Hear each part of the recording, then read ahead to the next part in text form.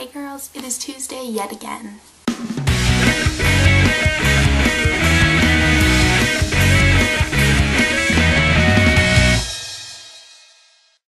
So this week's theme is our thoughts on the Deathly Hallows Part 2, and I'm just going to assume that everyone has seen it by now, so if you haven't, just don't watch this video.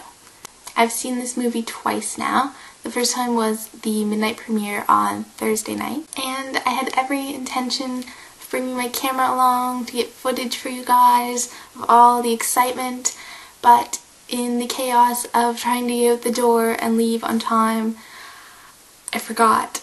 I know, I'm a terrible YouTuber. Sorry. So you're just gonna have to bear with me and kind of imagine the awesomeness as I describe it to you.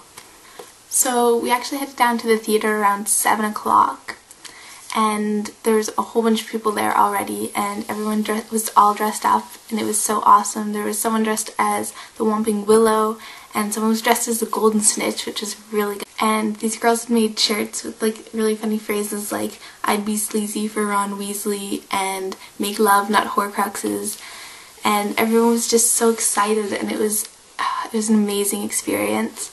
So they actually let us into the theater around 9:30, and I will insert a picture here of me and my friends waiting in the theater.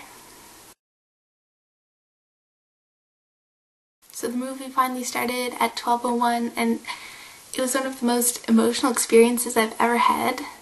Everyone was laughing and cheering and of course crying just together, and it was absolutely amazing. The second time I saw it was Saturday night. I went with my family, and it was definitely a different experience. People didn't laugh at all of the funny parts, and nobody cheered when Mama Weasley destroyed Bellatrix. And when I cried this time, I actually felt like I was sitting in the theater crying at a movie by myself. Whereas at the premiere, I felt like we were kind of there as a collective, celebrating and mourning and just going through the experience together. And I realize this all sounds kind of cheesy, but it's honestly how I felt. I really regret that I didn't have that amazing experience every time I saw the other 6 movies. It's completely different when you're there with all of the fans at the midnight premiere.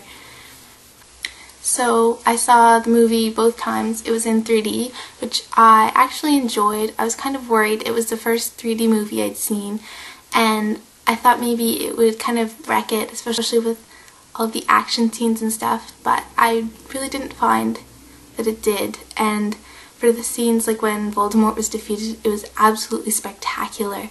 So yeah, that's my thoughts on the movie. I can't wait to hear what all of you guys thought. Katya, I can't wait to hear all about LeakyCon as soon as you get the chance to make a video. Okay, so you guys might have noticed that I'm kind of filming in a different room than usual, and that's because we just moved. Here, I'll show you.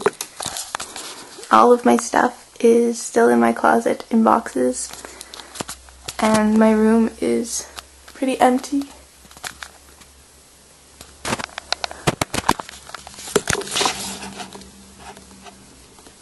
So yeah, in relation to that, I have a question for everyone. How many times have you moved in your life?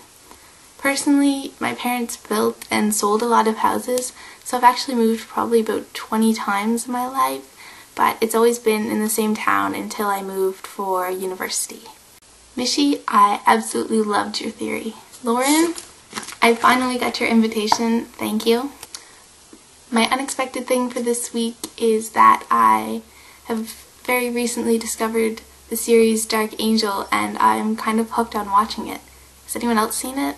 Anna, I hope you feel better. And of course, DFTBA.